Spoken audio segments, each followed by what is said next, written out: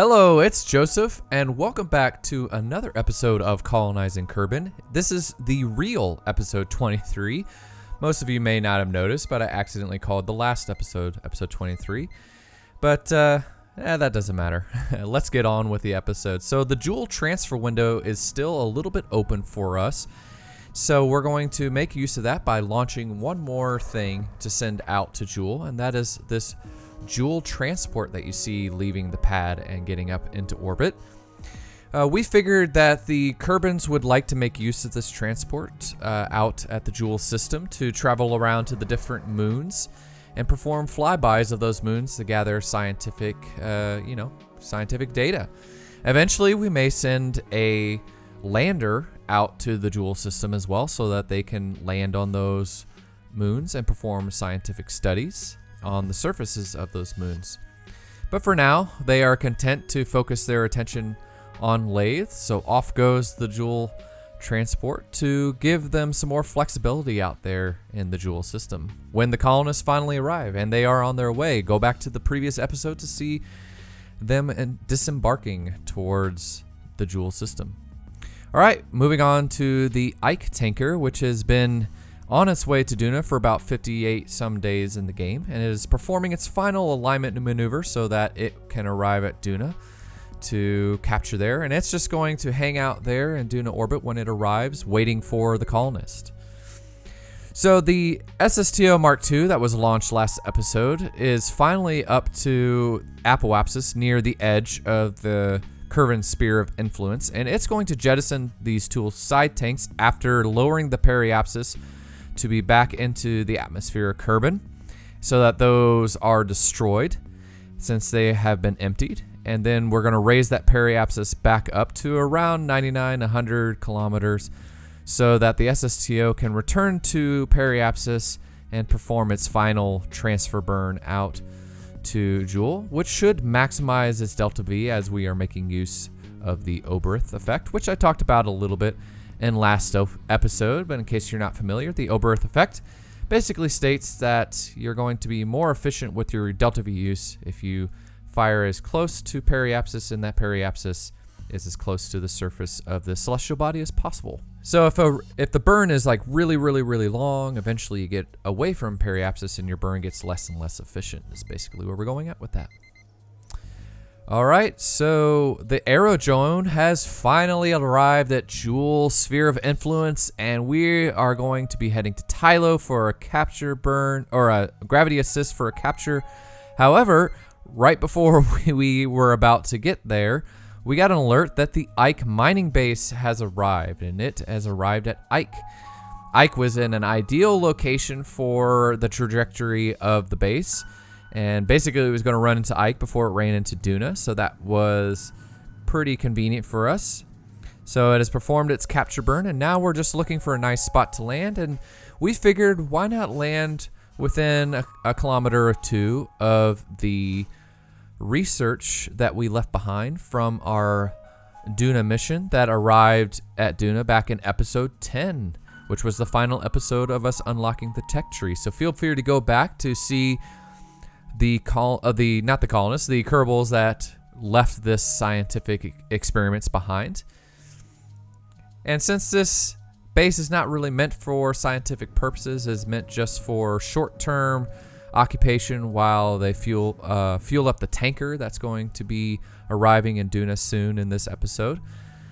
The base is not equipped with a ring, but it is basically the same as the Minmus base.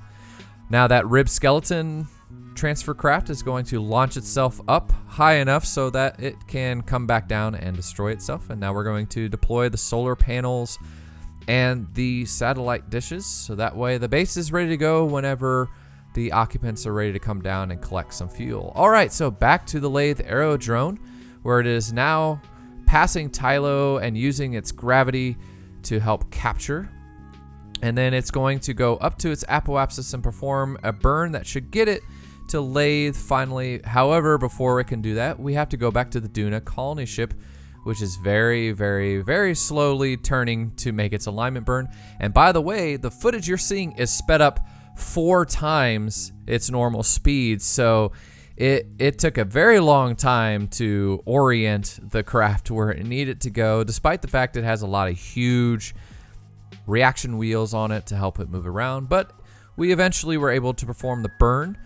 We kept the throttle down really low so that the rings didn't suffer any damage. The final big burn is going to be whenever it does its capture burn at Duna, which should be in about 300, I think it was about 350 days is what I saw on screen there. And a Kerbal year is roughly around 415 days. I could look it up and tell you. You could look it up yourself, but it is definitely over 400 days.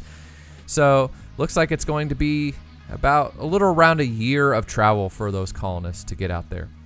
Well, the Laythe Aero-drone briefly appeared on screen, performing a small burn to get it in its final trajectory towards Laythe. But before it could go down there, the Laythe colony ship is now performing an alignment burn. And this alignment burn is a little trickier to do because it has to get the trajectory just right. And it looks like we're going to be using Laythe gravity assist to get a capture orbit around Jool. And it looks like that orbit is going to be pretty ideal for us to get a eventual encounter with Laythe for our final capture burn. All right, and here is the Duna cargo resupply drone arriving at Duna, and it too is just going to hang out here at Duna for a while, waiting for the colonists to show up. Go back to last episode to see what cargo is in that. All right, finally the Aerodrone is going to perform its capture burn around Laythe, but we're running a little short on Delta V, so we decided not to completely equalize the orbit. And instead, we are going to just go up to apoapsis, which was the original plan, fire the engines, and enter the atmosphere. Now, really briefly, we're going to go to the Ike tanker, which has also arrived at Duna. And before it finishes its capture burn, it's going to jettison that upper stage, because right now it is on a collision course with Ike. And then once it's jettisoned, it will finish off its capture burn and then hang out there in between Duna and Ike, waiting for its need whenever it is needed. And then the upper stage can crash on Ike. All right, finally, back to the Aerodrone. And it's going to do a little alignment burn to bring the orbit equatorial. But before we decided to go around and continue another orbit, we noticed that our target island was already where we wanted it to be. So we just performed a small little radial in burn to drop the periapsis down to around 35 kilometers. And that got us on a good trajectory to land on our target island. So this is the island that we were planning on setting up the colony. And now the drone is heading down. We're going to pop off the top of the fairing to reveal all of the parachutes.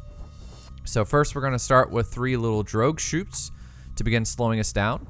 Then 4 of the larger parachutes with a final single parachute, which should slow us down at a good slow space so that there's no damage to the drone. And after we pop the fairing, we're going to release the control module so that the drone can wheel itself off of the little landing pad that it has here. By the way, those fairings disappeared because this is after I loaded up a quick save, and they for some reason disappear. And as you can see, the Aerodrone was able to easily get off the ground. It is completely electric powered, so you see some Oscar fuel tanks there, but there is no fuel in those fuel tanks. It is got 2 RTGs and about 4 of those spherical batteries on the craft, and it is completely battery operated craft. And I did have a lot of fun flying this craft around. And here is me showing off its ability to land safely on the surface of Laythe. Very nice. So we got a lot of possibilities, and this drone we're going to use to fly around and figure out where we want to land our base, which is about a year or 2 away from arriving. But it also comes equipped with science equipment, and Action Group 1 will enable scientific experiments, and then there is a storage container for experiments, and Action Group 2 will trigger those experiments to be stored into that storage module. And then we also have an antenna, so if we would like, we can transmit that data back to Kerbin. But we're probably going to hold on to those experiments in the storage bay until the colonists arrive, and then they can take that into their lab that they're bringing along and conduct some experiments. So real briefly, I'm going to show you how this operates. The controller, the Cal 1000 controller on the left, is geared towards the throttle, and that changes the pitch of the blades to create thrust. And then the Cal 1000 on the right is set towards the RPM and the torque of the rotors. So we just completely throw the RPM and torque all the way up to 100% using the Cal 1000 controller, and then we can use the throttle to pitch the fan blades and create thrust. Now the storage container for the experiments is set to action group 5, so I just hit that action group, and then I can also run experiments in the air and then store them safely in the storage module for being picked up or transmitted. So at this point, the episode's going to wrap up with some beauty shots of the Aerodrone. Thank you so much for watching this series. And next episode, episode 24, our colonists should be arriving on Duna, because in the game, there's only 13 days until those colonists arrive. So yes, we're going to finally colonize Duna next episode. And I look forward to seeing you there. Have a wonderful day.